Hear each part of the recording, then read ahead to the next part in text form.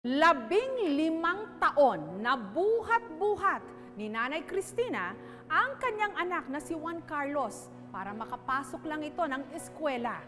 Talaga namang walang hindi kakayanin ang isang ina para sa kanyang anak. Pakiramdam mo ba'y pasan mo ang mundo? Panoorin ang kwentong ito.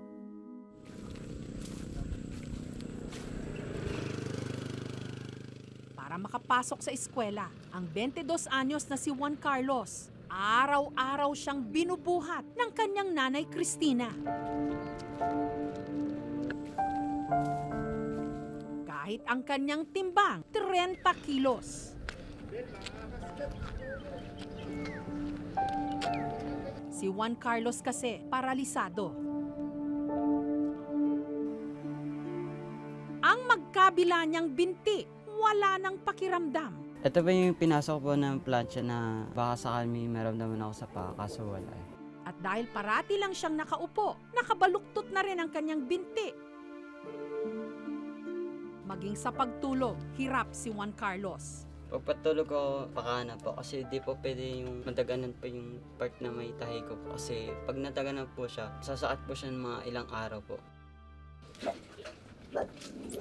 Madaling araw pa lang, naghahanda na siyang pumasok ng eskwela.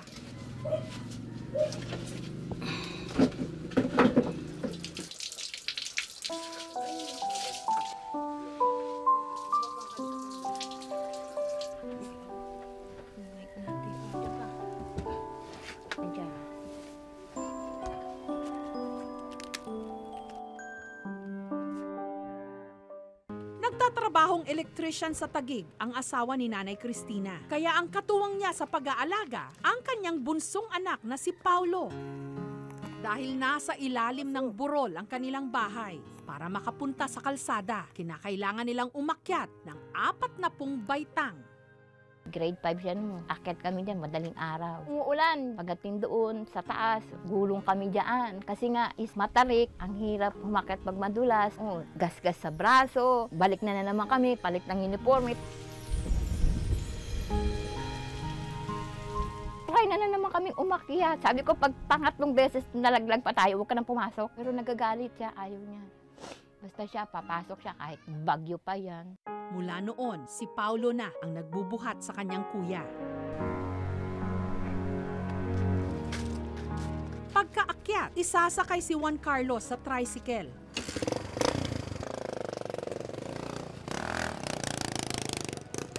Pagkababa naman ng eskwelahan, si Nanay Cristina na ang magbubuhat sa kanya paakyat sa kanilang classroom.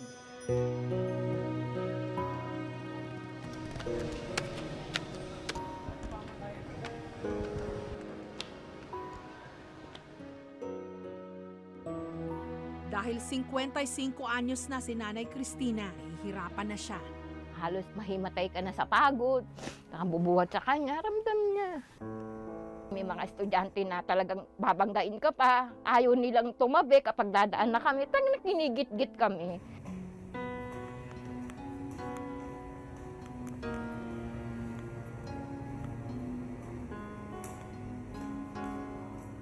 Minsan po, hiya po. Kasi ang laki na po, nagpapabuhat pa po ako. Napapansin po sa inyo, lagi na po siya hinihinga.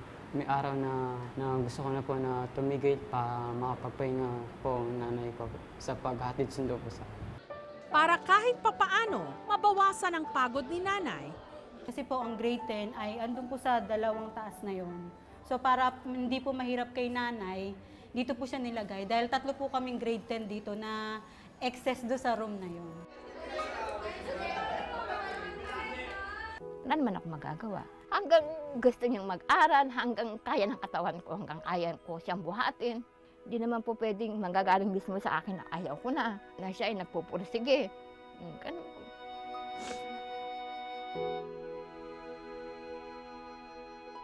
Ako lang naman ang magtataga sa kanya. Wala naman iba. Sabing ganun nga lahat gagawin ng ina para sa anak.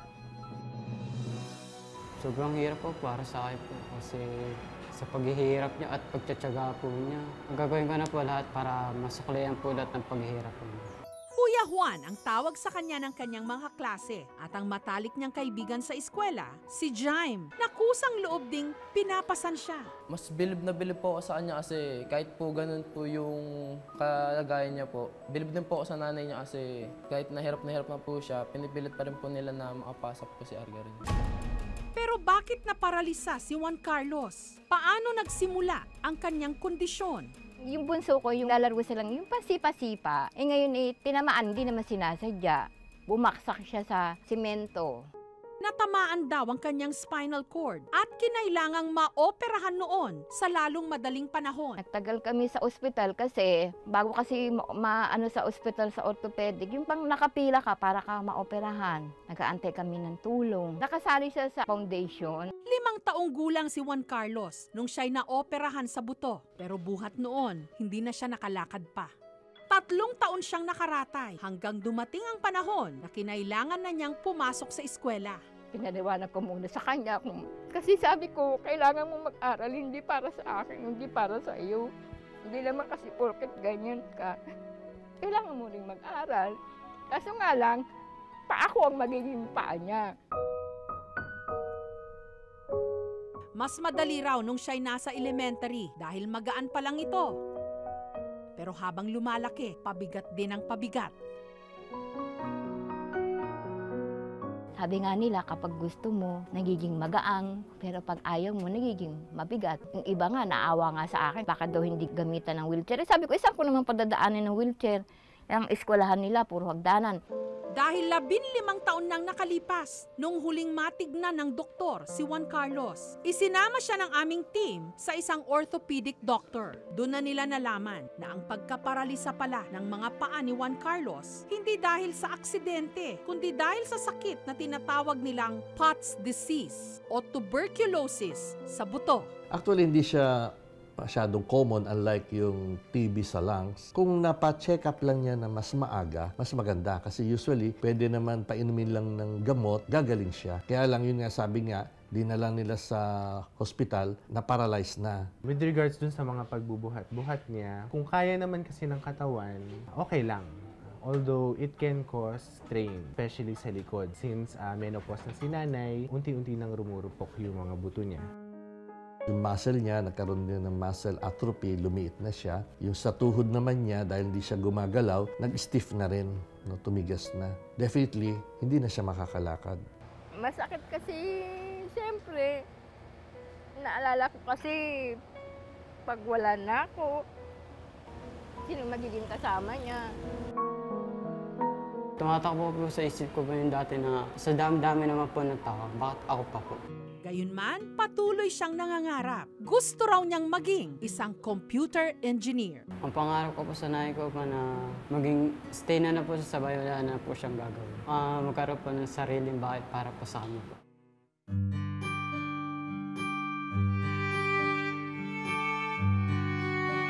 Sa wakas, sa hinaba-haba man ng mga kinailangan niyang akyatin, lakarin, tawirin kasama ang kanyang ina.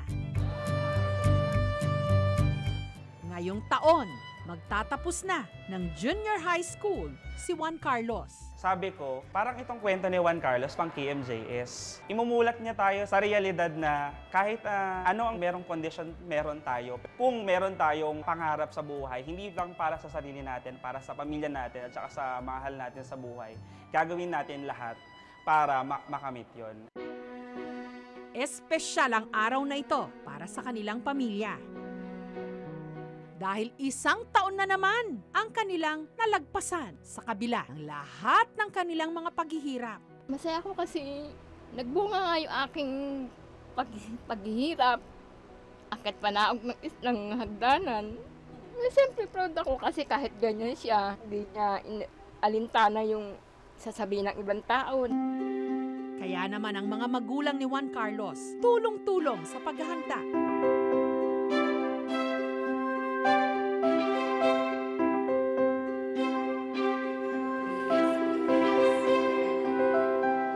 Pagdating ng eskwela, binuhat si Juan Carlos papunta sa kanyang upuan. Maya-maya pa. Tinitan ko ang lahat na tumayo at tumalakpak sa pagtawag po sa ating tuwarang mag-aaral. Walang iba, Juan Carlos P. Agaling.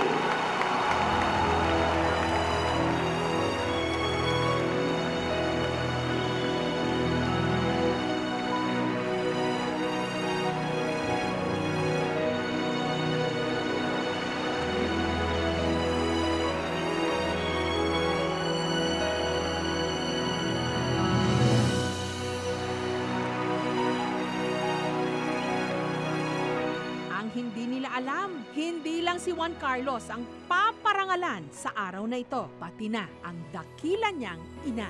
Kaya nung igawad din namin sa inyo ang isang sertipiko ng pagkilala at paghangat. Ang tuwarang ina ng Cristina P. Agaling.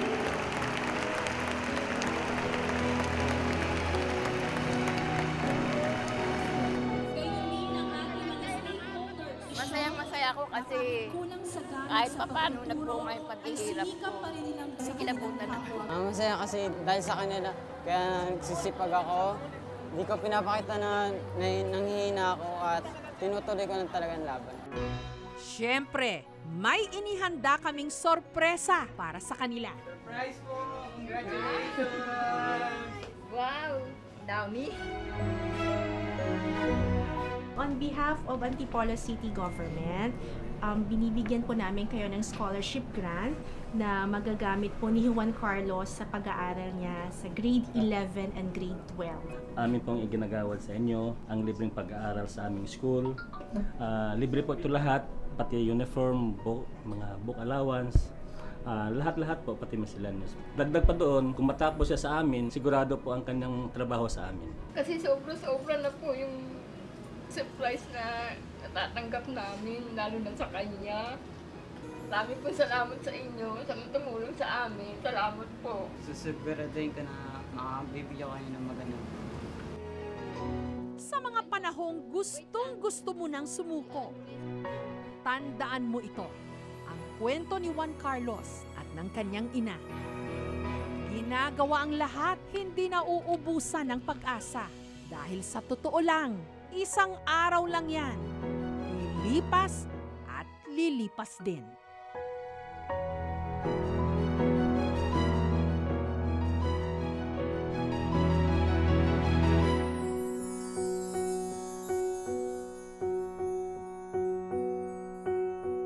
Mga kapuso, kung nagustuhan niyo po ang videong ito, subscribe na sa GMA Public Affairs YouTube channel and don't forget to hit the bell button for our latest updates.